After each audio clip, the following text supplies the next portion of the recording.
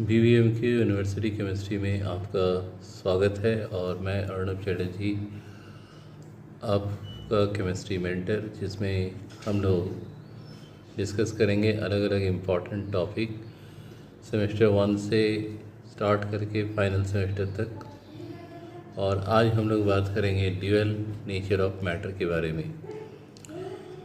क्या होता है dual nature of matter? Micro size charge particle में पार्टिकल का भी प्रॉपर्टी एग्जिस्ट करता है और वेव का भी प्रॉपर्टी एग्जिस्ट करता है। इसको सबसे पहले ऑब्ज़र्व किया था डी ब्रॉगली ने, और उन्होंने इस फिनोमेना का नाम दिया dual nature of matter. Mathematically उन्होंने एक इक्वेशन प्रूव किया, lambda is equal to h/mv, जिसको डी ब्रॉगलीज इक्वेशन के नाम से हम लोग ज़्यादा जानते हैं। और इसी को मॉडिफाई कर सकते हैं मास इनटू वेलोसिटी को मोमेंटम के फॉर्म में। इक्वेशन चेंज होता है, lambda is equal to h/p।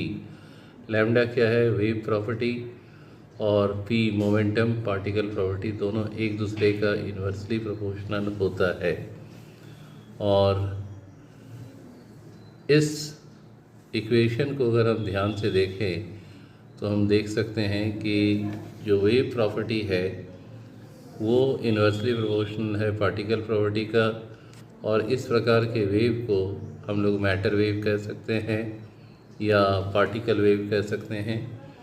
और जिसका सीधा मतलब है कि इलेक्ट्रॉन जब न्यूक्लियस के चारों ओर सर्कुलर पाथ में रिवॉल्व करता है तो उस रेवोल्यूशन में वेव का फॉर्मेशन होता है, और ऐसे वेव को ही इलेक्ट्रॉनिक वेव कहते हैं या मैटर वेव कहते हैं।